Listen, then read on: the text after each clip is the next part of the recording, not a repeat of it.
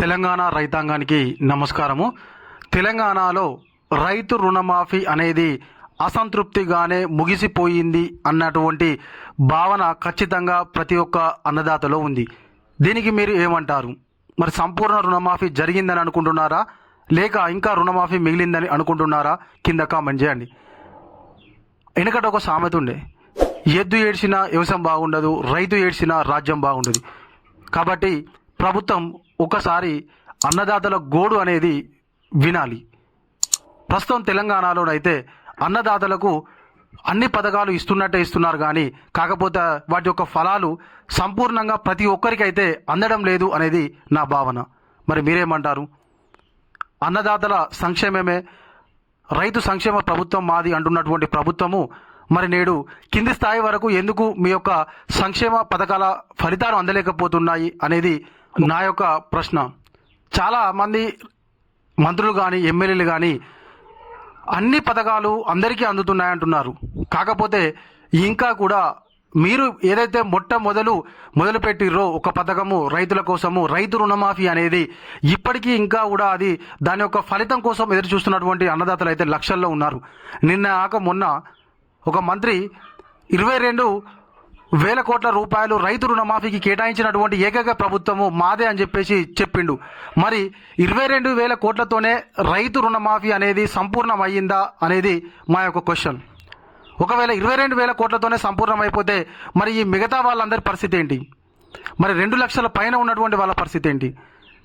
ఇంకా కూడా 1,00,000 లోపు 50,000 లోపు కూడా రుణమాఫీ కానటువంటి వాళ్ళు చాలామంది ఉన్నారు. మరి మీరు రేషన్ కార్డు అంటూ లేకపోతే టెక్నికల్ ఇష్యూస్ అంటూ చాలామందికి రుణమాఫీ అనేది చేయలేదు. మరి దాని యొక్క పరిస్థితి ఏంటి అని తెలంగాణ రైతాంగం అయితే ప్రతి ఒక్కరూ అన్నదాతలు అయితే ప్రభుత్వాన్ని ప్రశ్నిస్తున్నారు. మరి రాష్ట్ర ప్రభుత్వం అయితే ఈ యొక్క అన్నదాతల గోడు వినిపించుకోకుండా దేశం మొత్తంలో రైతు రుణమాఫీ చేసినటువంటి ఏకైక ప్రభుత్వం మాదే అంటూ కాంగ్రెస్ ప్రభుత్వం అయితే గొప్పలు చెప్పుకుంటుంది. కాకపోతే కింది స్థాయిలో మాత్రము ఆశించినంతగానైతే ఈ యొక్క రైతు రుణమాఫీ అనేది సంపూర్ణం కాలేదు. కాబట్టి రాష్ట్ర ప్రభుత్వము ఈ 4 విడతల్లో కూడా రుణమాఫీ కానటువంటి వాళ్ళు ఎంతమంది ఉన్నారు అనేది ఒక్కసారి సర్వే చేపిస్తే సంపూర్ణ రుణమాఫీ జరిగిందా లేదా అనేది మీకే అర్థమైపోతుంది. ఇప్పుడు మీ చేతుల్లో ప్రభుత్వం ఉంది కాబట్టి మీకు అది పెద్ద సమస్య కాదు. కాబట్టి ఇంకా కూడా 50,000 1,00,000 లోపు ఉన్నటువంటి వాళ్ళకు కూడా రుణమాఫీ కానటువంటి వాళ్ళు చాలామంది ఉన్నారు. వీడియోస్ కింద కామెంట్ చేస్తున్నారు. ఒక్కసారి ప్రభుత్వం చూడాలి, ఈ విషయాన్ని పట్టించుకొని మీరు ఏ పథకం ఏది ప్రవేశపెట్టినా కూడా ఖచ్చితంగా రుణమాఫీ అనేటువంటిది సంపూర్ణం కాలేదు. ఈ యొక్క రుణమాఫీకి మళ్ళీ 5వ విడత రుణమాఫీ తప్పకుండా మీరైతే కేటాయించి దానికి నిధులను కేటాయించి అమలు చేయాలి. తప్పకుండా రుణమాఫీ అనేది సంపూర్ణం కావాలంటే మరొకసారి మీరు సర్వే చేయించి ఈ యొక్క 2 లక్షల లోపు ఇంకా ఎంతమంది ఉన్నారు, 2 లక్షల పైన ఇప్పటికీ డబ్బులు కట్టి ఎంతమంది వెయిట్ చేస్తున్నారు అనేది ఒకసారి సర్వే చేయించుకొని తెప్పించుకొని చూస్తే మీకైతే అర్థమవుతుంది. కాబట్టి తప్పకుండా రాష్ట్ర ప్రభుత్వం అయితే 5వ విడత రుణమాఫీ పైన కొంచెం ఆలోచన చేయాలని చెప్పేసి అన్నదాతలు కోరుకుంటున్నారు. ఒకసారి మీరైతే చూడండి.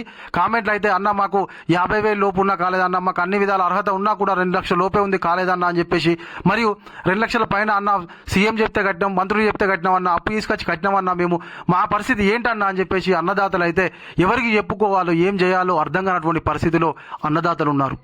ఎవరికి చెప్తే ఏం జరుగుతుంది అనేటువంటి ఒక ఆలోచనలో ఉన్నారు. ఎక్కడికి పోయినా కూడా ఏం జరుగుతుంది? ఇప్పుడు ఏవోని అడుగుతారు, ఏవోని అడిగితే మాకేం సంబంధమే, అక్కడ ప్రభుత్వం చెప్తలేదు మేము చెప్తలేమంటారు. బ్యాంకులో పోయి అడిగే పరిస్థితి ఉందా? లేదు. ఇక మరి ఎమ్మెల్యేని అడిగే పరిస్థితి ఉందా? లేదు. సీఎం దగ్గర దాకా మనం పోలేము.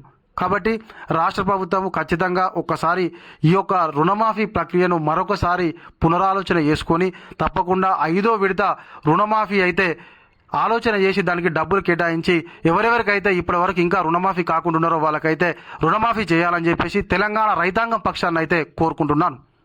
ఇది గలడి మన వీడియో. ఈ వీడియో కనుక మీకు నచ్చితే ఖచ్చితంగా లైక్ చేయరి, కామెంట్ చేయరి. తప్పకుండా ఈ వీడియోని అయితే షేర్ చేసేటువంటి ప్రయత్నం అయితే చేయరి.